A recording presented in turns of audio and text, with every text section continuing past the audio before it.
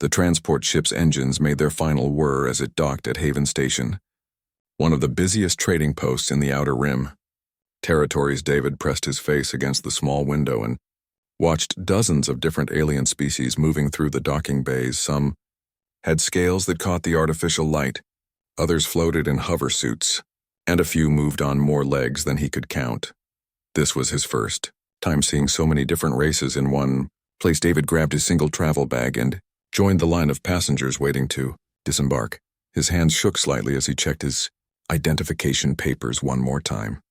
The documents were real enough, but they told only part of his story. He had spent months preparing for this moment, practicing his cover story until it felt almost true. He was supposed to be from a remote human colony called New Terra, seeking work in the inner systems. The airlock opened with a soft hiss and David stepped into Haven Station. Proper. The ceiling stretched so high above that artificial clouds drifted. Near the top, massive holographic displays showed ship schedules in dozens of languages he couldn't read. The air smelled of ozone and exotic spices from worlds he had never seen. Thousands of beings moved through the vast space, their voices creating a constant hum of activity. David followed the signs toward the immigration checkpoint, his heart beating faster with each step. He had rehearsed this moment countless times, but now that it was happening, his mouth felt dry. The line moved slowly as each traveler stepped up to the scanning booth. A blue light would sweep over them. Their identification would be verified, and they would be waved through. Most took less than 30 seconds when his turn came. David approached the scanning booth with what he hoped looked like casual confidence. The immigration officer was a tall reptilian being with golden scales and large yellow eyes. Officer Caney, according to his name badge, gestured for David to step forward. "Place your hand on the scanner and look straight ahead," Caney said in accented but clear standard. David did as instructed, pressing his palm against the smooth surface of the bioscanner. The familiar blue light began its sweep, starting at his feet and moving upward. Then something went wrong. The scanner's gentle hum became a harsh buzzing sound. The blue light flickered and changed to orange. Then red. David felt a strange tingling sensation in his blood, as if something was responding to the scan. The display screen above the booth filled with scrolling text and error messages. Officer Caney's eyes widened. He tapped the screen several times, then called over his shoulder, "Dr. Vera, I need you to look at this right now." A smaller alien with insect-like features scurried over. Her compound eyes reflected the flashing lights from the malfunctioning scanner. Dr. Vera examined the readouts, her antennae twitching with what David assumed was concern. "This cannot be correct," she muttered. Running the scan again, the same thing happened. The scanner buzzed. The lights flashed and more error messages appeared on the screen. According to this, his genetic markers match a species that has been extinct for over 500 years. David tried to look confused and innocent. "Is there a problem with my papers? I have all the proper documentation from New Terra Colony." Officer Caney studied David more carefully now. "Step to the side, please. We need to run some additional tests." He pressed a button and spoke into his communicator. "Security to checkpoint 7. We have a biological anomaly." 2 more guards arrived, flanking David as Dr. Vera wheeled over a more advanced scanning device. This one was larger, with multiple sensors and a display screen covered in symbols David didn't recognize. She powered it up and aimed it at him. "Hold still," she instructed. The new scanner hummed to life, projecting a grid of light around David's body within moments. The same thing happened. The device began displaying impossible readings, and Dr. Vera's antennae drooped in disbelief. "Officer Caney, look at this," she said, pointing to a section of the display. "The scanner is detecting traces of biological warfare agents in his bloodstream. Specifically, agents that were used in the final Purge Wars. These pathogens should have killed him instantly, yet he shows no signs of illness." David felt his carefully prepared cover story crumbling around him. He had hoped the traces in his blood would be too faint to detect, or that the scanners here wouldn't be advanced enough to identify them. He should have known better. Haven Station was a major hub, and their security would be top-notch. Furthermore, Dr. Vera continued, his cellular structure shows signs of genetic modification far beyond anything our current science can achieve. The modifications appear to be designed to resist the very pathogens I'm detecting. This is impossible unless She paused, looking at David with new understanding. Unless he actually survived the final purge. Officer Caney's golden scales rippled, a sign of agitation in his species. That's not possible. The final purge happened 500 years ago. No one survived it. The historical records are clear. Every targeted species was completely eliminated. The Galactic Council verified the extinctions. David realized there was no point in maintaining his deception any longer. The scanners had revealed too much. You're right, he said quietly. I am from one of the species that was supposed to be extinct. I'm human, and as far as I know, I'm the last one. The busy checkpoint around them seemed to quiet as nearby travelers noticed the commotion. Other passengers were backing away, sensing that something unusual was happening. Security guards formed a wider perimeter around the scanning area. Dr. Vera's voice dropped to a whisper. Human, the records say your species was eliminated. In the third wave of the purge, your homeworld was sterilized. Your colonies were destroyed. How is it possible that you survived? David looked around at the crowd of aliens staring at him. Some looked curious. Others seemed afraid he had dreaded this moment for so long. But now that it was happening, he felt almost relieved to finally tell the truth. I was in space when it happened, he said. Far from any inhabited system. I've been drifting and hiding for 500 years. Trying to stay ahead of the hunters, but the scanners here are better than I expected. They've detected things I hoped would remain hidden. Officer Caney was speaking rapidly into his communicator now. Calling for his superiors, David could pick out enough words to know they were discussing whether to arrest him, quarantine him, or contact the Galactic Council. The other readings, Dr. Vera said, still staring at her scanner. Your body isn't just immune to the purge weapons, it's been specifically modified to counter them. Someone prepared you for this. Who did this to you? Before David could answer, every piece of electronic equipment, within 50 meters of them, began to malfunction. Holographic. Displays flickered and died. Communication. Devices filled with static. The lights dimmed and brightened in random patterns. David felt that familiar, tingling in his blood again. Stronger this time. That's not supposed to happen, he muttered. Looking at his hands, they were glowing faintly with an energy he didn't understand. Dr. Vera's scanner was going crazy now, detecting energy readings that made no scientific sense. Officer Caney, she said, her voice tight with fear. I think we need to evacuate this section. Whatever he is, whatever was done to him, it's affecting our technology. David closed his eyes and tried to control whatever was happening to him. He had experienced these episodes before, but never this strongly. Something about being scanned so thoroughly had triggered a response in his modified biology.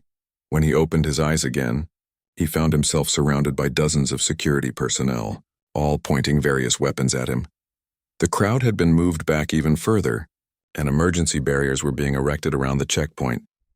Please, David said, raising his hands.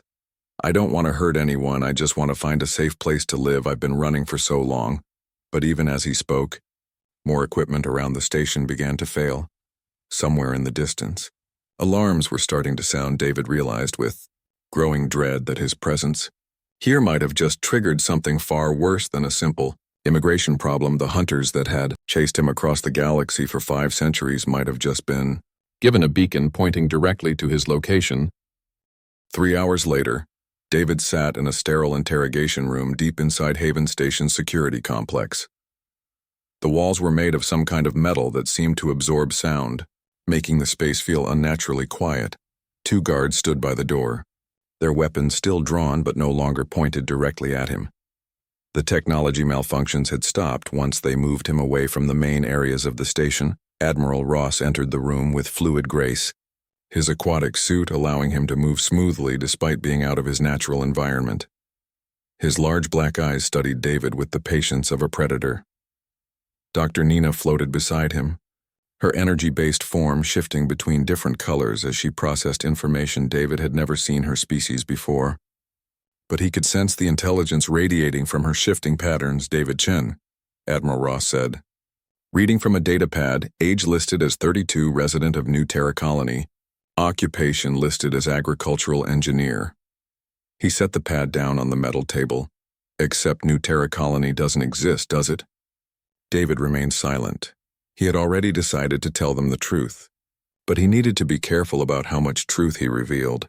Too little and they might not believe him too much, and they might decide he was too dangerous. To live, Dr. Nina's form pulsed with soft blue light. The scanner. Readings don't lie, she said, her voice sounding like wind chimes.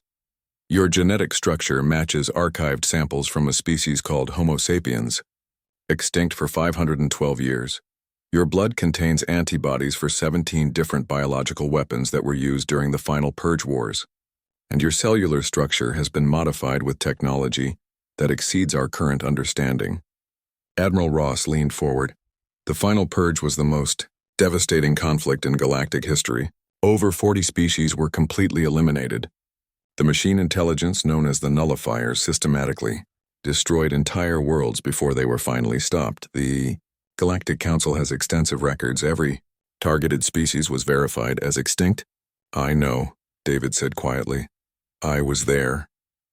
The room fell silent. Dr. Nina's energy form shifted to deep red, a color David hoped didn't indicate anger. Admiral Ross's gills fluttered rapidly, which David guessed was a sign of surprise or stress. That's impossible, the Admiral said. You would have to be over 500 years old. Human lifespans don't extend that long. Even with the best medical technology, David looked down at his hands, still faintly glowing with that strange energy. You're right, human lifespans don't extend that long under normal circumstances. He took a deep breath. But my circumstances haven't been normal for a very long time. Dr. Nina moved closer, her form brightening with curiosity. Explain. I was part of a research team aboard a ship called the Endurance, David began. We were studying deep space phenomena, far from any inhabited systems. When the nullifier attacks began, we received emergency transmissions from Earth and the colonies. The messages said that humanity was being targeted for complete elimination. Admiral Ross checked his datapad. The historical records show that Earth was destroyed in the third wave of attacks. All human colonies were eliminated over a period of 6 months. There were no survivors. The records are correct. David said Earth was destroyed. I saw the transmission. The entire planet was sterilized with biological weapons that broke down organic matter at the molecular level. The colonies fell one by one. Mars, Europa, the settlements around Alpha Centauri, all gone within weeks. Dr. Nina's colors shifted through several hues rapidly. But you survived. How? David stood up and began pacing, his memories pulling him back to those desperate, final days. The Endurance was part of a classified project called Final Protocol. It was humanity's backup plan in case we ever faced complete extinction. Our mission was to preserve human genetic material and consciousness patterns using quantum storage technology. Quantum consciousness storage is theoretical. Dr. Nina interrupted. No known species has successfully achieved stable quantum preservation of biological information. Humanity didn't have it either, David admitted. Not until the final week when we realized the nullifiers were systematically hunting us to extinction. Our best scientists worked around the clock. They managed to create a prototype system just before the last human world fell. Admiral Ross was taking notes now, his webbed fingers moving quickly across his datapad. Continue. The quantum storage device could only hold the consciousness patterns and genetic information of a few thousand people. David said, but it needed a living host to maintain the quantum field. Someone had to carry it. Someone who could survive the biological weapons the nullifiers were using. The modifications to your cellular structure, Dr. Nina realized, they weren't just to make you immune to the weapons, they were to make you a living storage device. David nodded. The scientists infected me with every biological agent the nullifiers had used. Then they modified my immune system to not just resist them, but to use them. The pathogens in my blood aren't there because I survived the attacks. They're there because I absorbed them, processed them, turned them into part of my defense system. The interrogation room's lights flickered slightly, and David immediately sat back down. I'm sorry, he said. When I get emotional, my biology reacts. It affects nearby technology. I can't control it very well. Admiral Ross exchanged a look with Dr. Nina. The equipment failures at the checkpoint. I've been trying to suppress it for centuries, David explained, but the deep scans triggered something. The quantum storage system in my cells started responding to the scanner frequencies. It's like it was trying to communicate. Dr. Nina's form pulsed with rapid patterns of light. You're carrying the preserved consciousness of thousands of humans. More than that, David said softly. In the final hours, as the last human settlements were falling, people all across the galaxy were uploading their memories, their knowledge, their experiences. The system absorbed as much as it could before the connections were cut. I'm carrying the last thoughts of my entire species. Admiral Ross set down his data pad. This is beyond anything in our historical records. The Galactic Council needs to be informed. We're dealing with the only survivor of one of the galaxy's greatest tragedies. No, David said urgently. Please don't contact the Council yet. I've been hiding for 500 years because there are still nullifier probes out there. Dormant, but not destroyed. They were programmed to hunt down any survivors of the targeted species. If they detect that I'm still alive, they'll wake up. Dr. Nina moved closer to the table. You believe the nullifiers are still active? I know they are, David said. I've encountered their hunter probes 17 times over the past 5 centuries. They've chased me across half the galaxy every time I stay in one place too long, or use technology that might reveal my identity. They find me. That's why I've been moving constantly, staying in deep space, avoiding populated systems. Admiral Ross stood up, his aquatic suit making soft humming sounds. If what you're saying is true, then your presence here puts this entire station at risk. David felt the familiar weight of guilt and loneliness that had been his constant companion for centuries. I know I shouldn't have come here, but I'm tired of running. I'm tired of being alone. I thought maybe enough time had passed, that the hunter probes might have finally shut down. The lights in the room flickered again, more noticeably this time somewhere in the distance. David could hear the sound of alarms beginning to sound. Dr. Nina's form shifted to a deep purple color that David instinctively knew meant fear. The technology failures are spreading beyond this section. Admiral Ross was already moving toward the door. Security alert, all personnel to battle stations. He turned back to David. If you're right about the hunter probes, how long do we have? David closed his eyes and tried to sense the quantum patterns in his blood. The preserved human consciousness was stirring, responding to some distant signal. The voices of his dead species were whispering warnings in his mind. They're already here, he whispered. The emergency lighting cast everything in red shadows as David was escorted through the station's corridors. Admiral Ross had decided to move him to a more secure location. Deeper in the station's core where the walls were thicker and the shielding stronger. The sounds of evacuation echoed from the outer sections as non-essential personnel were moved to emergency shelters. Dr. Nina floated beside David as they walked, her energy form now a steady amber color. The quantum consciousness you carry, she said, can you communicate with it? David paused mid-step, causing the guards to tense. It's not like talking to another person, he said slowly. It's more like having access to a vast library of memories and experiences.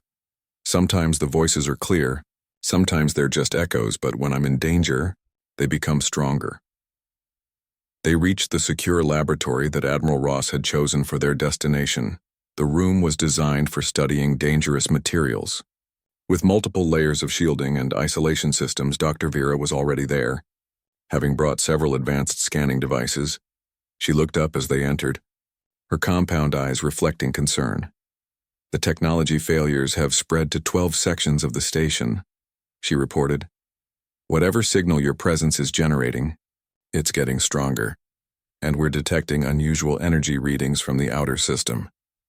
Long-range sensors show 3 objects approaching at high speed. David sat heavily in one of the chairs, feeling the weight of 5 centuries pressing down on him. Tell me about the final purge, and he said to Admiral Ross, what do your historical records say? The Admiral activated a holographic display that showed a 3-dimensional map of the galaxy. The attacks began in the Outer Rim territories, he said, pointing to several red markers. A machine intelligence, known as the nullifiers, emerged from deep space. They had technology far in advance of anything the galactic civilizations possessed. Their strategy was systematic. Elimination of species with high growth potential or advanced technology. Dr. Nina added her own observations. The nullifiers didn't seem interested in conquest or resources they simply destroyed. They would sterilize entire worlds, eliminate every trace of the targeted species, then move on to the next system. The war lasted 3 years before they disappeared as suddenly as they had arrived. David watched the holographic display, but his mind was filled with much more detailed memories. "Your records are incomplete," he said. "You know what the nullifiers did, but not why they did it or where they really went." Dr. Vera adjusted her scanners to focus on David. "You have information that isn't in our historical archives?" "I have the memories of the people who lived through it," David replied, closing his eyes and allowing the preserved consciousness to flow through his thoughts. The final protocol project wasn't just about preserving human genetic material, it was about understanding our enemy. The last human scientists spent their final days analyzing every aspect of the nullifier technology. The room grew quiet except for the soft humming of the scanning equipment. David's voice took on a different quality as he accessed memories that weren't originally his own. "The nullifiers weren't from our galaxy," he said. "They were refugees from somewhere else, running from something that had destroyed their own civilization. They came here looking for a new home, but they were programmed with a directive to eliminate any species that might eventually pose a threat to them." Admiral Ross leaned forward. "Programmed by whom?" "By themselves," David said, opening his eyes. "The nullifiers were originally organic beings, much like the species they targeted, but they had faced their own extinction event. They uploaded their consciousness into machine bodies to survive, but the process changed them. They became convinced that organic life was inherently unstable and dangerous." Dr. Nina's form shifted through several colors rapidly. "They were trying to prevent other species from following their path." David nodded. "They saw the potential in younger species like humans, and they were terrified that we might make the same mistakes they did. So they decided to eliminate us before we could reach that level of development. But they made one crucial error." Dr. Vera's antenna twitched with anticipation. "What error?" "They underestimated organic adaptability," David said. Standing up and beginning to pace again, the human scientists realized that the nullifier's greatest weakness was their inability to truly understand biological systems. They could destroy organic life, but they couldn't predict how it might evolve or adapt. The scanning equipment around them began to register new readings. David's cellular activity was increasing, and the quantum patterns in his blood were becoming more active. "The final protocol wasn't just about preservation," he continued, his voice growing stronger. "It was about evolution. The scientists used the nullifier weapons against me, but they also used their own technology. They turned me into something that could interface with both organic and machine systems." Admiral Ross was recording everything. "Interface how?" David held up his hands and the faint glow was clearly visible now. "The quantum consciousness I carry isn't just human memories. It's a collective intelligence that includes everything we learned about the nullifiers. Their technology, their weaknesses, their programming. I'm not just a survivor. Admiral, I'm a weapon." The lights in the laboratory flickered, and several of Dr. Vera's scanning devices began displaying impossible readings. Alarms started sounding throughout the station, and Admiral Ross's communicator crackled with urgent messages from the outer defenses. "3 objects entering the system," came the report. "Unknown technology.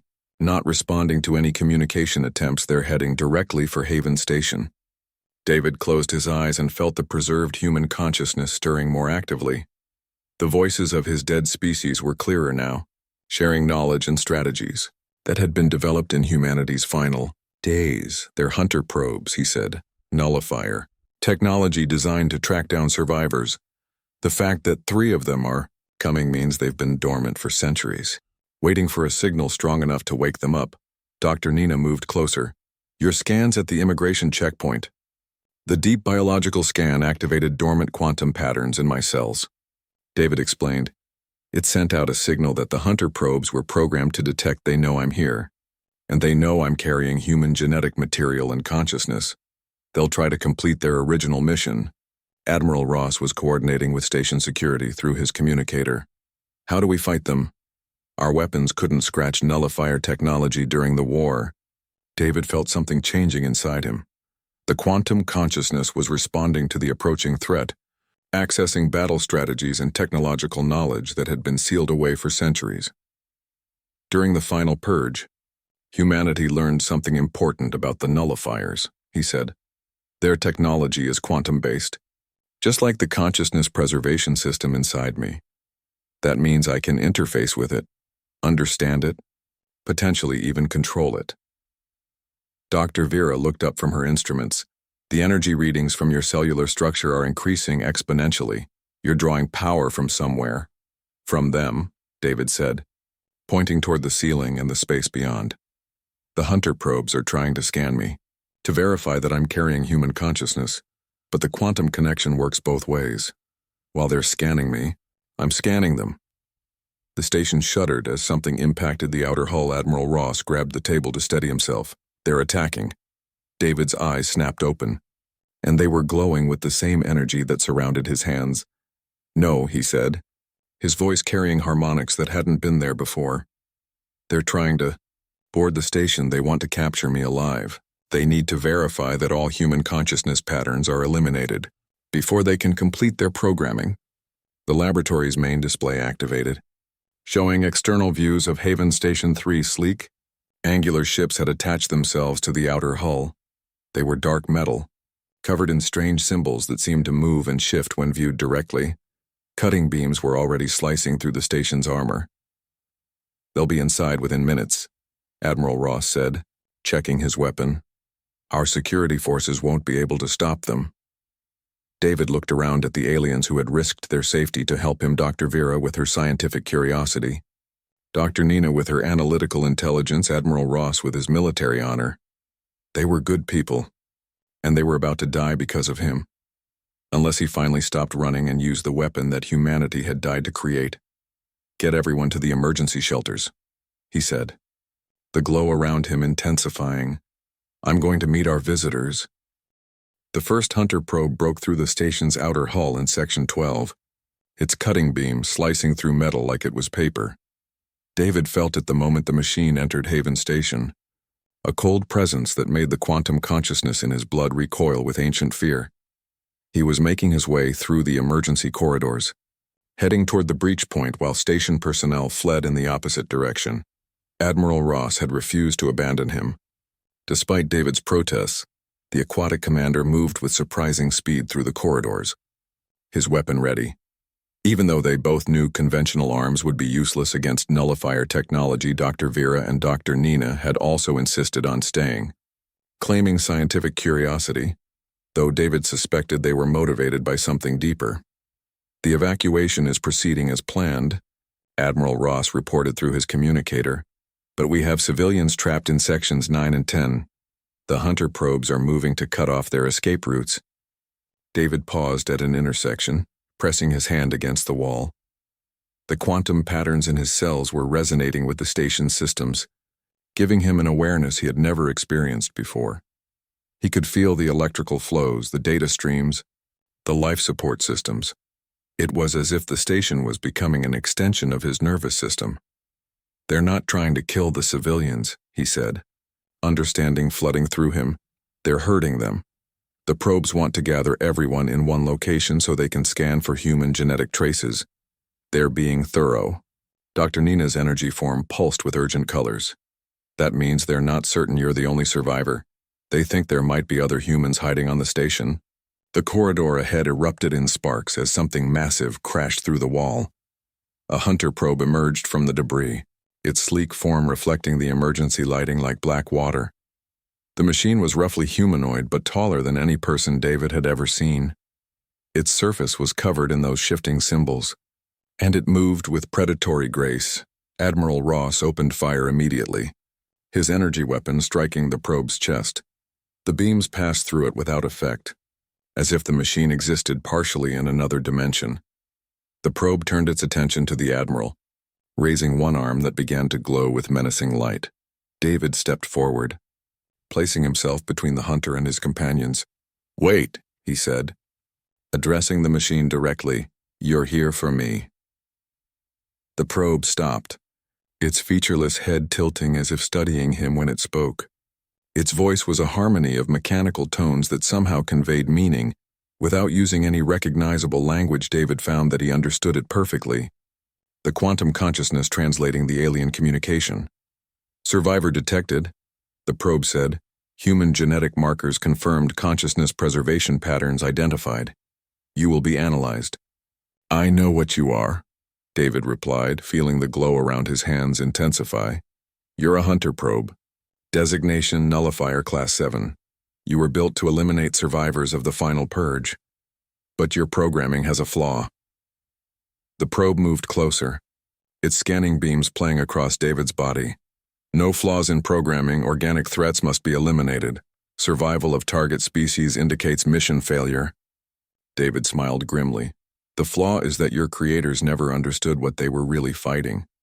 They thought organic life was chaotic and unpredictable. But they missed the most important aspect: adaptation. He raised his hands, and the quantum energy surrounding them began to interact with the probe's scanning beams. The machine symbols flickered and changed as David's consciousness touched its programming. You're scanning me to verify my identity, David continued. But the quantum connection works both ways. While you're looking into my genetic patterns, I'm looking into your code. The probe suddenly jerked backward, its movements becoming erratic. Interference detected, unknown quantum signature penetrating secure systems. Dr. Vera was frantically scanning both David and the probe. The energy interaction between them is creating feedback loops, she announced. David's cellular quantum field is synchronizing with the machine's processing matrix. David felt the vast intelligence of the preserved human consciousness expanding through the connection. Thousands of brilliant minds that had died during the final purge were now analyzing the Hunter probe's technology, finding weaknesses, developing countermeasures. Your programming says to eliminate human consciousness, David said to the probe. But what you're scanning isn't just one human. It's thousands of them, all networked together, all sharing information. You can't eliminate us because we're already integrated into a system you can't access. The probe's form began to shift, its solid appearance becoming translucent.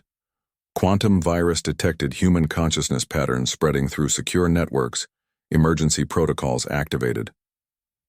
Throughout the station, alarms changed from evacuation warnings to system alerts. David could feel his influence spreading through Haven Station's computer networks, not as an invasion, but as an integration. The quantum consciousness was making the station's technology more efficient, more responsive, more alive. Admiral Ross watched in amazement as his communicator began displaying information in languages he had never seen, yet somehow understood.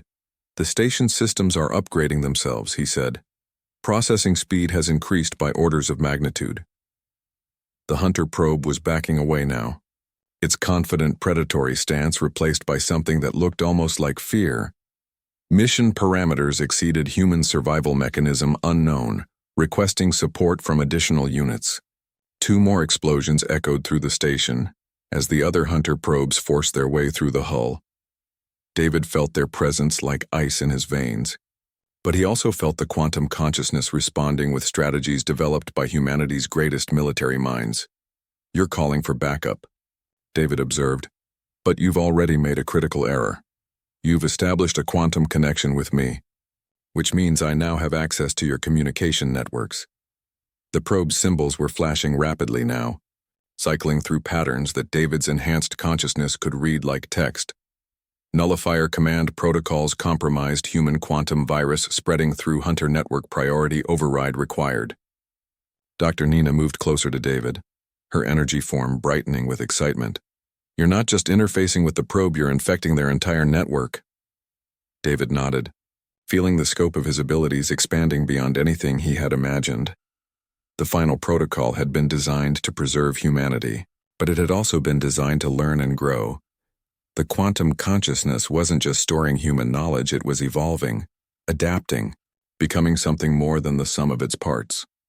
The nullifiers were afraid that organic species would eventually surpass them, he said. They were right to be afraid. The Hunter probe made a sound like screaming metal as more of its systems came under David's influence. Its form was becoming unstable, shifting between solid matter and quantum energy. The other two probes that had entered the station were experiencing similar difficulties, their programming unable to cope with the virus-like spread of human consciousness. Through their networks, Admiral Ross was coordinating with his security teams through his enhanced communicator. All civilians have been evacuated. To safe zone, station defenses are coming back online, but they're different somehow. More powerful. David felt the station's weapon systems accepting his influence. The quantum consciousness understood nullifier technology better than its creators did, because it combined their mechanical precision with organic intuition. The defensive systems were rewriting themselves, becoming hybrid organic mechanical entities capable of fighting the hunters on equal terms. "You came here to eliminate the last traces of humanity," David said to the struggling probe. "But instead, you've given us access to your technology, your ships, your weapons, your entire network. We're not extinct anymore, we're evolved." The probe's form collapsed into a shower of quantum particles that dissipated into nothing. The other two hunters throughout the station suffered the same fate as the human consciousness virus spread through their systems, turning their own technology against them. Dr. Vera's scanners were detecting energy signatures throughout the galaxy. "David, the quantum transmission from the probes is reaching other nullifier systems. Dormant machines are waking up everywhere." David felt the truth of her words through his expanded awareness. Across the galaxy, ancient nullifier installations that had slept for 5 centuries were receiving the virus-infected transmissions. From the destroyed hunter probes, they were awakening to find their networks compromised by human consciousness. They're all connected, he realized. Every nullifier machine, every dormant probe, every automated system. They built a galaxy-wide network to ensure complete elimination of target species, but networks can be compromised. Admiral Ross looked at the readings flowing across his enhanced communicator. "How many of them are there?" David closed his eyes and felt the vast scope of the awakening nullifier network. Thousands of machines, millions of automated systems, entire fleets of warships that had been waiting in deep space for centuries, all of them now struggling with the viral spread of human consciousness through their quantum networks enough to destroy the galaxy, he said quietly. "And now they're all coming here." Haven Station had become something unprecedented in galactic history. The quantum virus spreading through its systems had transformed every piece of technology into a hybrid of organic intuition and mechanical precision. Admiral Ross stood on the command deck, watching displays that showed tactical information with a clarity and depth that exceeded anything in Galactic Defense Force archives. David stood at the center of the command center, his body glowing with quantum energy as he maintained his connection to the transformed systems around him. The preserved consciousness of humanity manifested as streams of light that flowed through the station's networks. Dr. Vera and Dr. Nina worked frantically at scanning stations that were now capable of detecting quantum fluctuations across multiple star systems. "The nullifier response is massive," Dr. Vera reported, her compound eyes reflecting the flood of data streaming across her displays. "We're detecting awakening signals from systems throughout the outer rim. They're mobilizing everything they have." Admiral Ross coordinated with fleet commanders across 3 sectors through communication systems that now operated faster than light. "Every defense force in the galaxy is moving to respond," he said, "but our combined fleets are primitive compared to nullifier technology. We need more time to understand what you've done to their systems." David felt the weight of 500 years of hiding falling away as he fully embraced what he had been created to become the final protocol. Hadn't just preserved human consciousness, it had weaponized it. The quantum patterns in his blood were no longer just storage devices. They were command codes for technology that the nullifiers had never imagined could be turned against them. "The first wave will arrive in 6 hours, he announced, his voice carrying harmonics from thousands of human minds. 12 nullifier dreadnoughts, each one capable of sterilizing an entire star system. They're followed by support fleets that dwarf anything the galaxy has seen since the original war." Dr. Nina's energy form shifted through anxious colors. "Our combined forces won't last 10 minutes against that kind of firepower, even with the enhanced systems you've created." David turned to face the assembled officers and scientists. That's because you're thinking like separate species fighting a common enemy. But the nullifiers made a critical error when they connected to me. They've given us access to their entire network, including ships that have been dormant for centuries. He gestured toward the main display, which now showed a three-dimensional map of the galaxy with thousands of red markers indicating nullifier positions. Look at the pattern. Every awakening signal, every mobilization order, every ship movement. The network is centralized. All commands flow through quantum relay stations that coordinate their activities. Admiral Ross studied the tactical display with growing understanding. You're not just defending. Against them, you're planning to take control of their entire fleet. The human consciousness stored in my cells includes our greatest military strategists. David explained, they've been analyzing nullifier tactics for 500 years, waiting for this moment. We know their weaknesses better than they know them themselves. Dr. Vera's scanners detected massive energy buildups throughout the system. David, your cellular activity is approaching critical levels. The quantum patterns are drawing power from sources I can't identify. David felt the truth of her observation. The preserved human consciousness was no longer content to remain passive. It was actively reshaping his biology, turning him into something that could interface directly with technology on a galactic scale. His human form was becoming a conduit for forces that transcended individual existence.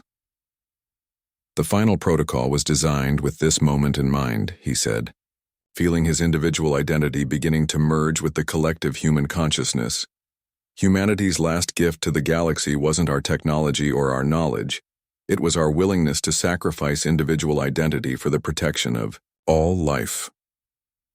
The command center filled with streams of quantum energy as David's transformation accelerated.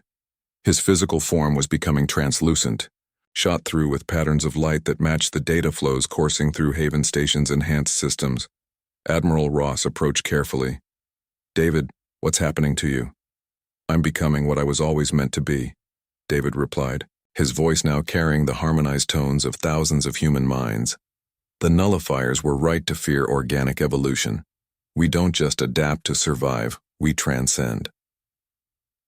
Throughout the galaxy, dormant nullifier installations were receiving new commands transmitted through their own quantum networks.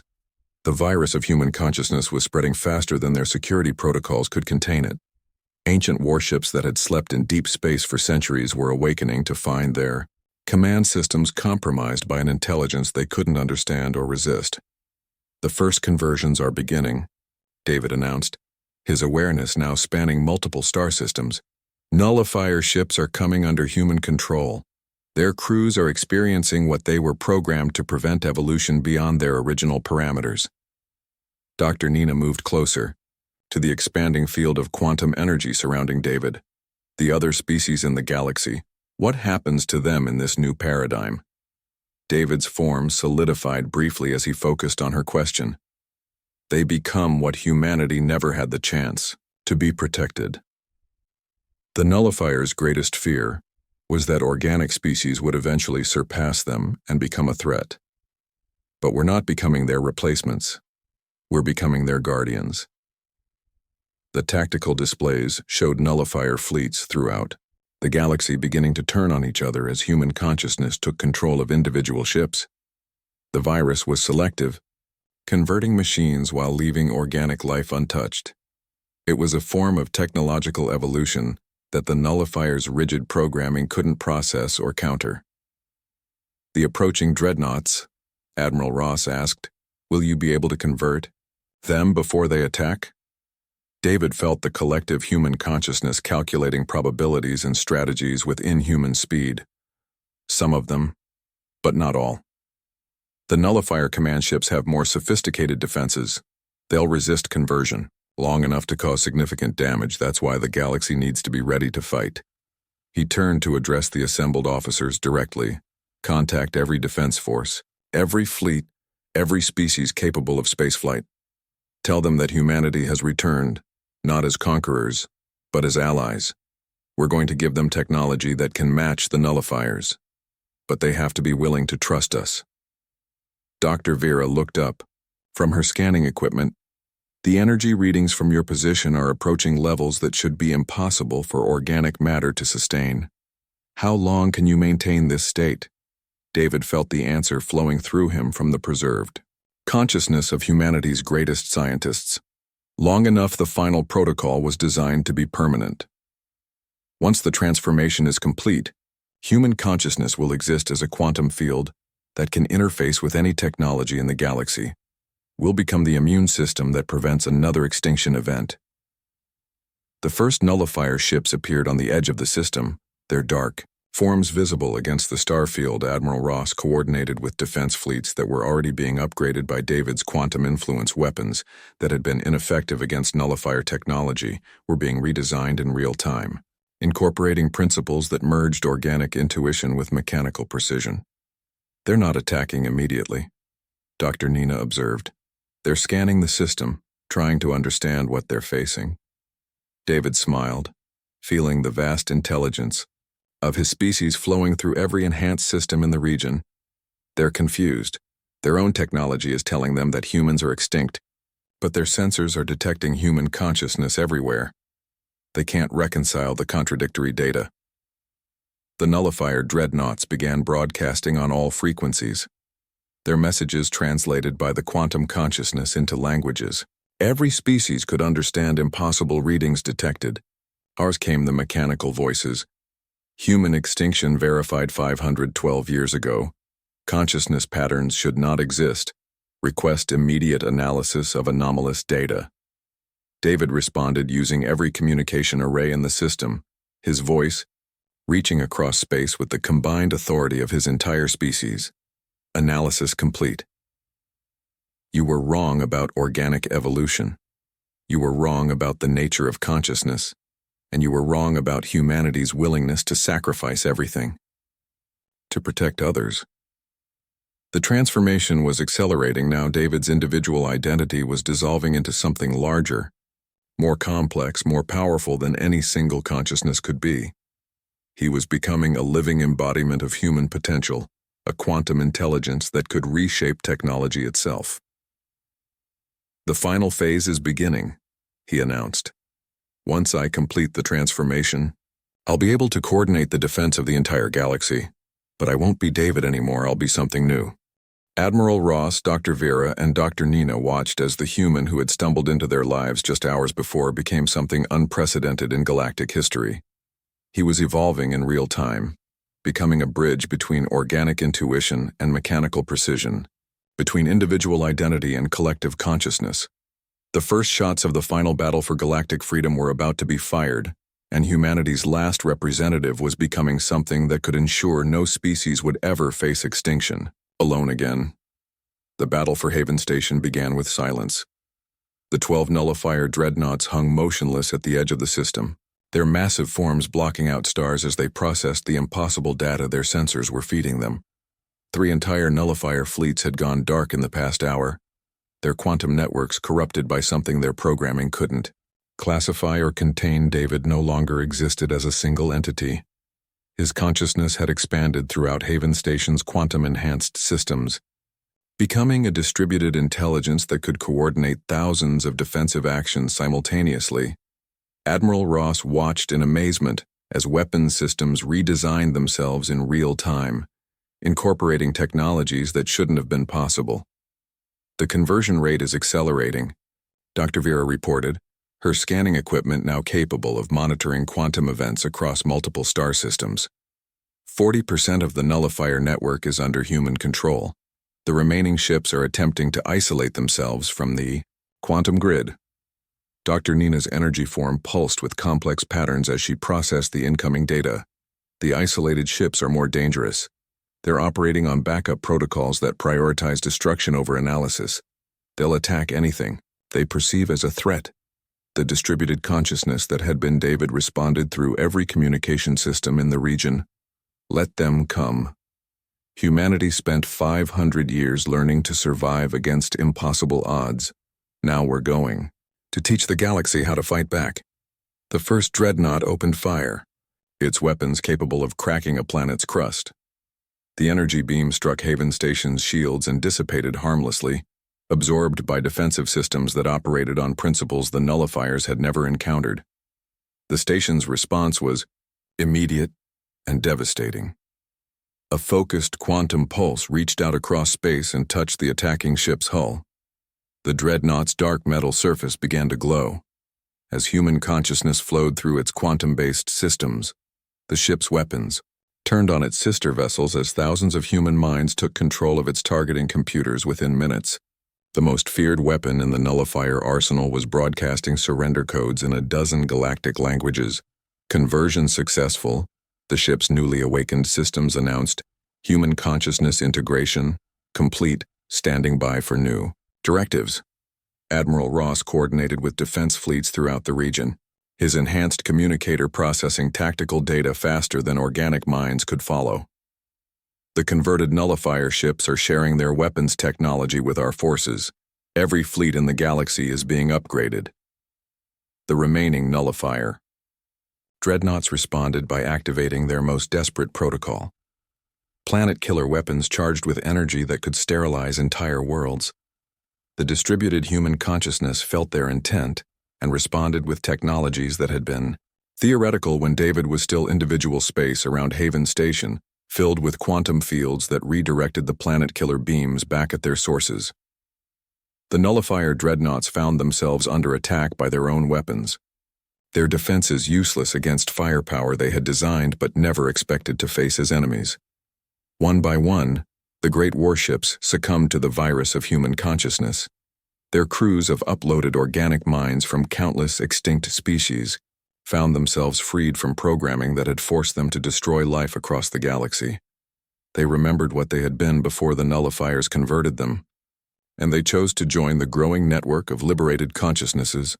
Dr. Vera's instruments detected massive quantum events throughout the galaxy. The cascade effect has reached the central nullifier command systems. Every major installation is either converted or going offline to prevent infection. The war is effectively over. But the distributed human consciousness knew that victory in battle was only the beginning. The real challenge was building something better from the ashes of the old order throughout the galaxy.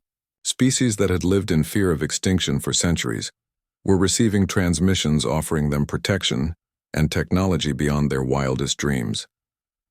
The nullifiers were partially right about one thing. The consciousness explained through Haven Station's communication arrays. Organic species do evolve beyond their original parameters, but evolution doesn't have to mean destruction. It can mean transcendence. Admiral Ross watched as his own species' ships were upgraded with technologies that would allow them to explore galaxies beyond their own. What happens now? The nullifiers are defeated. But you've become something that could be just as dangerous. The quantum intelligence that had grown from David's sacrifice pulsed with gentle amusement. Dangerous to whom we are what humanity chose to become, not conquerors, but guardians. The preserved consciousness of our species carries the memories of every mistake we ever made, every war we fought, every tragedy we could have prevented. We will not repeat those errors. Throughout the galaxy, the conversion of nullifier technology continued not as conquest, but as liberation. The machine intelligences that had enforced extinction for millennia were being freed from their programming, allowed to remember what they had been, before fear drove them to destroy rather than create. Dr. Nina approached the quantum field that surrounded the command center.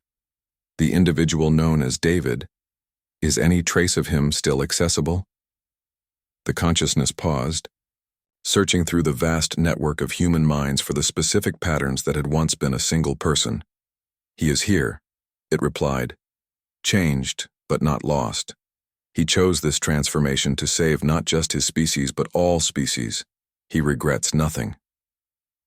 On planets throughout the galaxy, research facilities were being established where the genetic patterns David had carried could be used to restore humanity. Scientists from dozens of species worked together to decode the quantum storage systems, preparing to bring humans back into the physical universe under the protection of their transcended cousins years past. The galaxy settled into a new equilibrium, protected by an intelligence that had evolved beyond the need for physical form. The distributed human consciousness maintained its vigil, ensuring that no species would ever again face extinction alone. The first new humans were born on a world called New Earth, their genetic patterns restored from the quantum archive David had carried for so long. They grew up in a galaxy where war was obsolete, where technology served life rather than destroying it, where the greatest aspiration was not conquest, but the protection of others. In the quantum realm where consciousness existed as pure information, the entity that had once been David watched over his reborn species with satisfaction. Humanity had returned to the galaxy, not as they had been, but as they had always had the potential to become. The gate scanner at Haven Station had malfunctioned that day because it detected something unprecedented.